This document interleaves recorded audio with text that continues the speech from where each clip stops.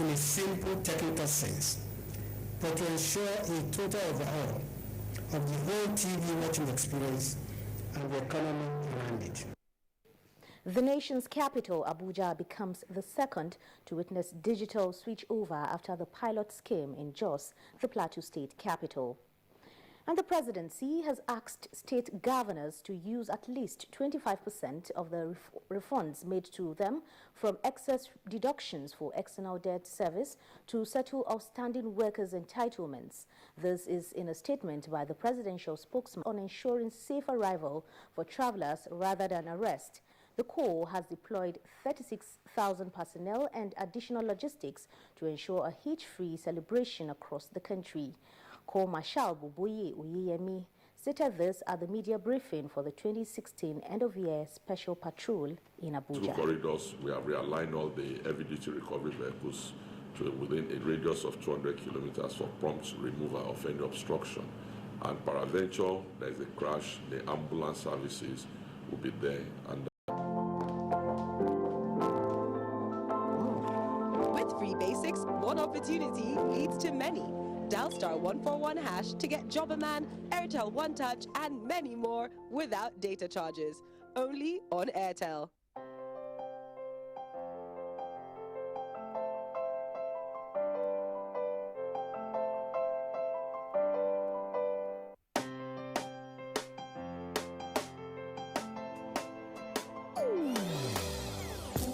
Hear the call of change. Stand up.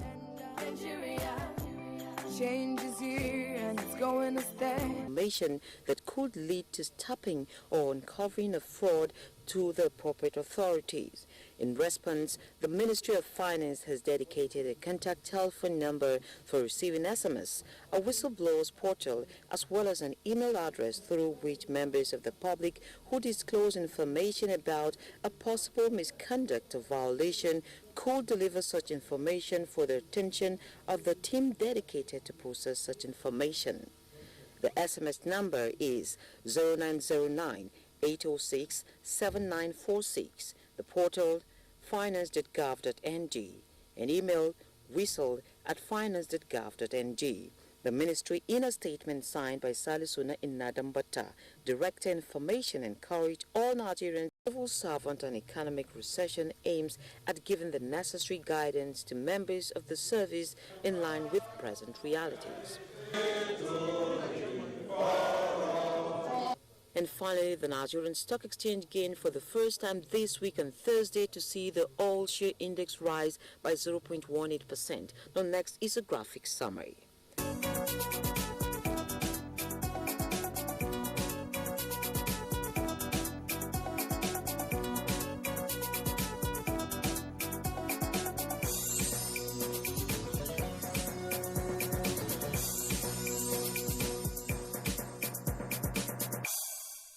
With business news, I'm Lekatun Babatunde. All right, thank you very much, dear Leah Katung Babatunde, for the business package. Next for us now is a review of the headlines in some of today's newspapers.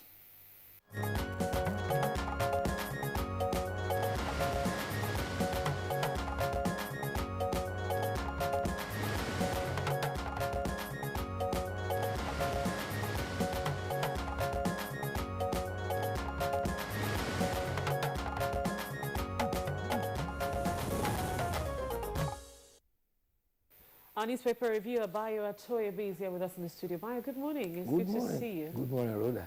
You guess what I noticed? Vehicles have thinned out of Abuja Highway.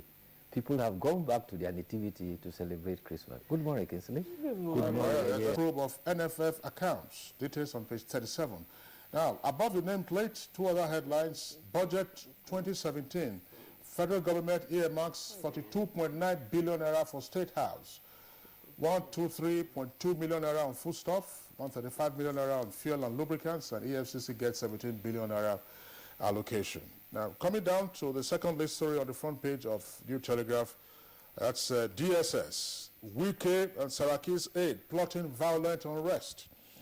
And two writers, Governor, I won't succumb to cheap blackmail, and IGP and Rivers inaugurate pro panels on reroll. Details of the story can be found on page 5. The strip headline there is a story on health. All right, and we have the leadership. On the leadership, just below the nameplate first, digital switchover will boost economy, information and versatility. Digital switchover will boost economy, information, versatility. Statement there, credit to President Muhammadu Buhari. And just beside that, Unitide, cash crunch hits banks as long queues exacerbate withdrawal. That's on page 53. On page 35, CBN issues guardian's note to banks on IFRS implementation. And the big story on the leadership this Friday, Transparency International. They have gotten from the external debt paid to them to pay workers' salary. It will also be recorded that 33 states of the Federation were granted some 300 billion in 2015. The Debt Management Office, in fact, went to the extent of also giving them debt-paying... Take for this because it was instrumental to revitalizing rice cultivation in Kebbi State. About 2/3 of the local governments in Kebbi State actually can produce rice. And there was a lot of funding that went in during his Talking about rice, the Minister of Health has come forward to deny that there is no plastic rice in Nigeria. So this is contradicting what the custom claimed was a plastic rice that was discovered. The Minister of Agriculture is also on record to say there is no plastic rice in Nigeria. So we need to make this clarification so that people will... So what was the customs official, the area controller, saying? It was crying wolf? Well, the tweet that came from the Minister of Health that rice has been tested and it was found to be soft and had a kind of off-white color, and it is not plastic rice. All right, so let's take on the Nation newspaper now for a review of other headlines. Now you can see above the nameplates of the Nation, Taraba, Kogi present 284.84 billion naira 2017 budgets. That's above the nameplate. And then you also see the other headlines there. That's the lead story, by the way, just below the photograph showing the Vice President, the takeoff of the Abuja rollout of the digital switchover. Xmas, that's the kicker for the Nation newspaper. Workers battle governance over salaries. Reserve award from INEC and police. And down to the foot of the paper, Christian security agents intensify preparations for Christmas. Bye. Yes. Talking about Transparency International, the representative in Nigeria, Awalu Ibrahim Rafsanjani, has said that the Senate is trying to scuttle the war against corruption. They are referring to the refusal of the Senate to confirm the acting chairman of the Economic Financial Crime Commission. They cite incidences that the Senate also tried to amend the Code of Conduct Bureau and Tribunal Act in the process when the Senate president was being tried. He said the intention is to weaken Magu's resolve to do a thorough job. The Rafsanjani, who represents Amnesty International, says that since the advent of Magu, the EFCC have been more active, they've been more professional and more assertive. And the fear is that the war against corruption is being compromised by the National Assembly. The other area of concern is, you recall the concern in southern Kaduna State. Governor Nasir Ahmed El-Rufai says that 2 military formations have been proposed for 2 local governments in Kaduna State. Trust newspaper. The headline is no ambassadorial posting yet. That's according to the ministry. So they say they are still under construction. Yes. I am shocked to hear that. There's already on the social media a posting naming the states of the ambassadors and the country they are posted to. Yeah, that's right. That's that. But again, see, if you were to roll back in time to go into history, you have to ask Tunde. Ocha, popularly known as Basket Mouth, was honored with a special day, July 17, in the United States of America.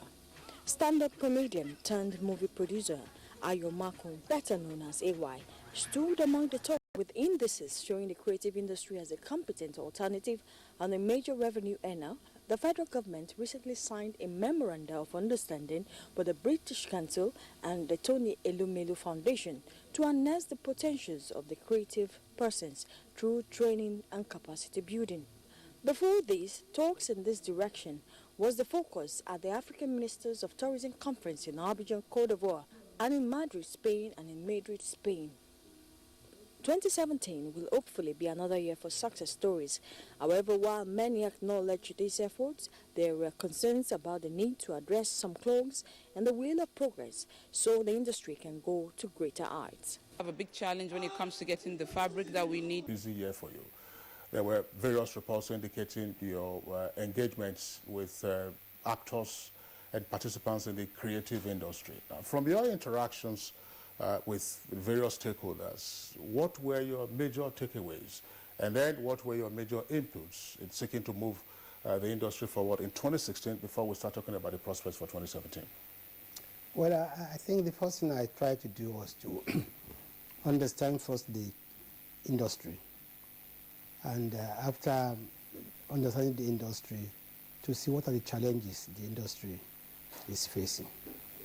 And over the years, with interaction, over the last 12 months, with interaction with stakeholders, both local and international, partner and the international partners, we've come to identify about 6 major, challenges that the industry is facing. And when we talk about creative industry, we talk not just about music or films, it's about music, films, theater, books, interior decoration, anything that is the product of. There's really no linkage between what is taught and the outside world. And we believe that these are areas that, we need to improve, we need to grow upon. Again, ₦1 billion today in the industry, in the production of films. How much will it make in 5 years' time? And then this lack of information again is not even helping artists, because the artists themselves do not even know the opportunities are banned in their industry. These are some of the issues that we have identified as militating against the industry.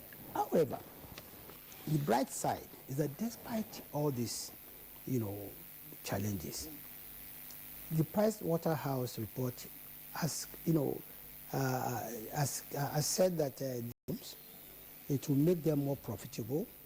It will be able to, they will be able to build audiences, able to build markets. Because festivals is not just about dancing and singing or relaxation. Festival is also serious business.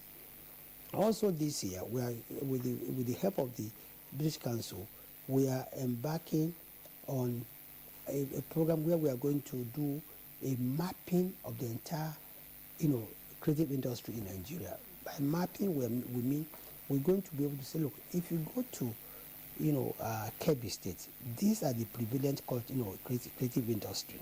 If you go to Osun, this is it. This will now make it easier for us. Our intervention will now be quite, will be. Tommy Akingbomo, the Honourable Minister just said something now, that even the people within the industry need to understand the industry. From the point that he has highlighted now, it's obvious that this administration has the right disposition towards the industry. But then the people who are in the industry, do they have the same disposition?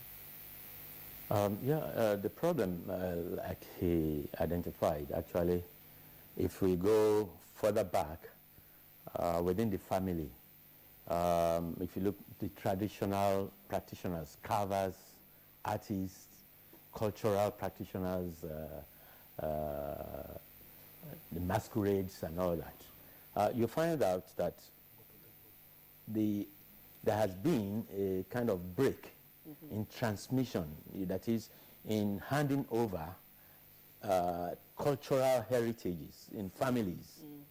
So you find that a family that is usually known for, I remember the event that we had, the Nigerian Tourism Investors Forum, an exhibition that Federation of Tourism had, and we wanted authentic masquerades to display.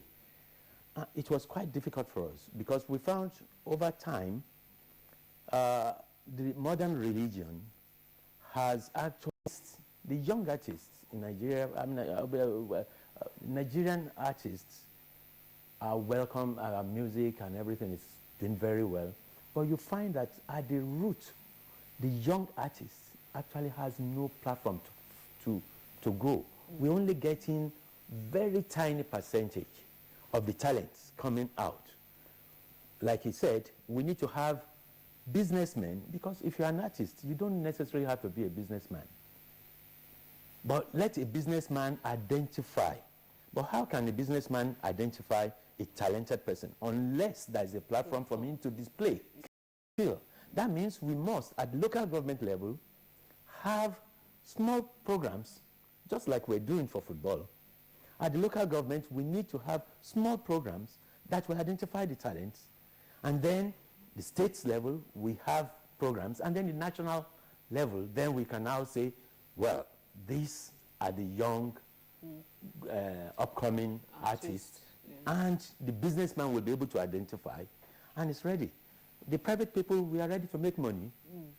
It's only, but the artists, because if you are a very, very good artist, you are so imbibed in your practice, you don't want any distraction of naira and kobo, dollar, or anything, but you need someone to, is it the traditional woven handbags and the shoes that we are seeing, or is it the hairdo? The beads, you know. You see, so we can actually have one every day of the week for the whole year, even just to talk about fashion. Of course, there is a lot of cost. Big an intervention here. You see, I spoke about lack of infrastructure. This infrastructure are not just roads. I'm not talking about roads. I talk about studios. Theaters. I talk theaters. I even talk about festivals. Festivals are where you actually, you not only showcase your culture, you also... President, Performing Musicians Association of Nigeria, PMAN. Mr. Tony Okoroji, a pleasure to have you join us today on Good Morning Nigeria. Thank you so much. Thank you very much. All right, Mr. Tony Okoroji, I'm sure you've been listening to the Honorable Minister. He spoke extensively on areas, the challenges of this industry. Infrastructure is one, and just recently he was just talking about creating a platform where we can actually get to discover these talents. All they remember is what is happening on new media, on social media. You will need to feed that, and we have the capacity. We have the people who can sing, who can dance, who can create programs, who can do incredible fashion, who can design incredible houses. Nigeria has them, but we need to place value on those things. Our music still, our people think it ought to be free. Everybody should get music for free. Everybody should go to a show that has of these skills. And if we recognize that today, the world over, it is those with creative knowledge that rule the world, from your Zuckerbergs to all your Bill Gates. These are people who have used their creative knowledge to produce invaluable intellectual property for themselves. And if Nigeria considers the fact that we have we have a massive youth population, we can tap into that energy and ensure that these people get the jobs that they require, and also that we put Nigeria on the international platform with our arts and culture. Like I said, at Terra Culture, for the first time in Nigeria's history, I believe, we took a Nigerian musical to London's West End. It was very well received, and what was interesting about that also was that it showcased our culture, and people all over the world began to recognize the Nigerian culture, and our art is sellable. And we are in the business of doing art. We're not, it's not a charitable venture, and I'm so glad that you mentioned that people need to understand that it's called show business for a reason. It is business. And for as long as we continue to think this is a hobby, we're not going to make significant progress. So we see it as a business. The same thing we did with 93 Days, the movie that we took out. We went to Chicago Film Festival. We were in Toronto. We're going to the LA Film Festival as well. That suggests that Nigerian movies also have moved on, and the international community is beginning to don't present themselves as members of the industry. And the beauty of it is that we set up a committee to review these documents. This document had been going forward and backward for more than 6-7 years. This time around, we got the stakeholders themselves to set up their own committee. I think the only government representative was the secretary, in a committee of about, 30, 40 people. So today we have a clean copy of what they want that bill to be, and that bill is going to go to the Executive Council, and then it will now go to National Assembly. That's one of the things we want to do to ensure that we have a body that we can talk to. Because recently we had some opportunities. I think an American company working closely with the Office of the Vice President wanted to train 3,000 Nigerians in the film animation, and we did not know where to turn to. If we have Mopicon, we would have turned to them. Now, yes, it is true that I said this industry, the creative industry is capable of taking us out of a recession.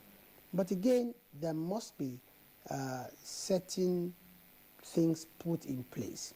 See, the creative industry thrives on 3 pillars. There's the creative industry itself, which are the artists, the talented people. I think another thing that happened, which is going to change the entire industry, is the digitization,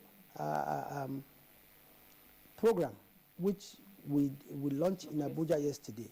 Because with the digitization program, we are now providing a platform for film producers to release their films and musicians to release their records straight to these platforms without going through, DVDs or CDs. You can, like I said yesterday, you can imagine if a film is released today, and by Monday it is in, 20 homes, because with the digitalization project, program and our, set-top box, there's going to be, video on demand or film on demand. All you need just to push on the button, you can buy this film, and that's going to help to fight piracy.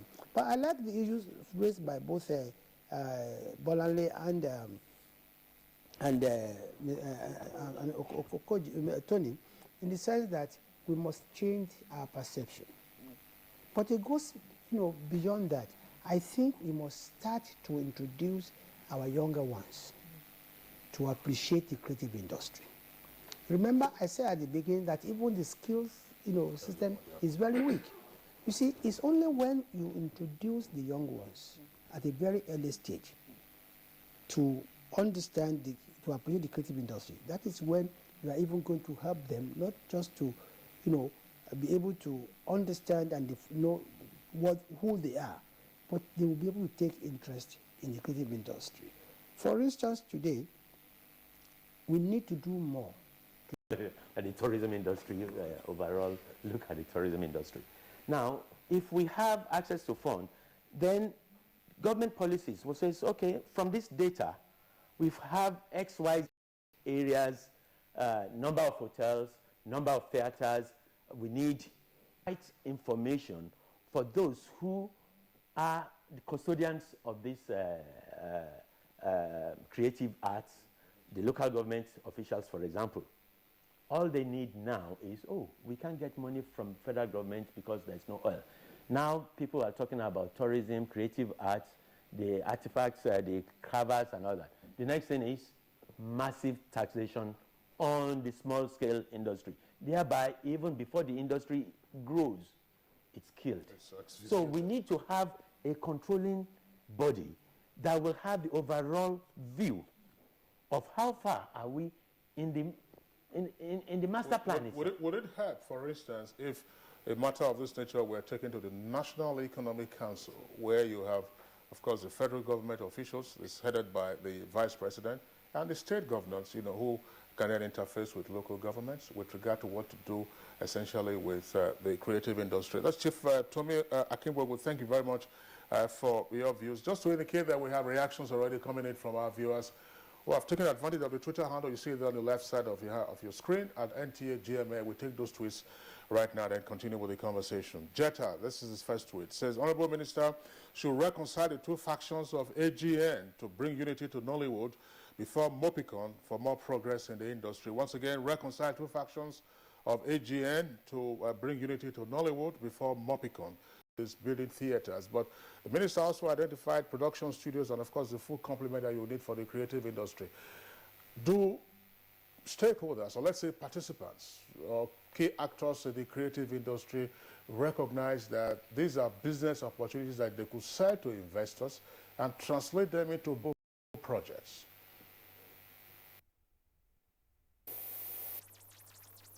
You know, I agree that we need infrastructure, no question about that, but infrastructure, of course, has changed.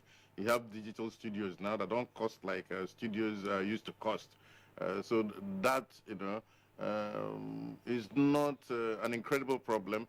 I am happy that finally the Honorable Minister is taking the situation of the National Endowment for the Arts very seriously. There's certain aspects of the arts that are business. There are other aspects of the arts that you can't turn into naira and kobo.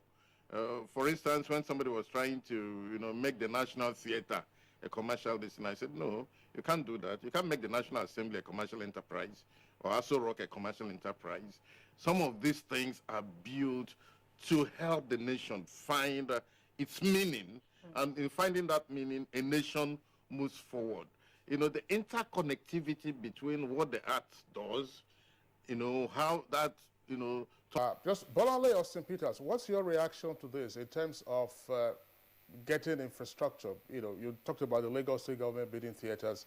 We all know, I don't want to raise the argument now of government business not being in business, but how else would you like to see this done? Production studios and all the other full complements. That's one leg of the question. Second leg is, the Minister and the Chief Okoroji himself talked about the National Endowment for the Arts. How would you like to see that funded?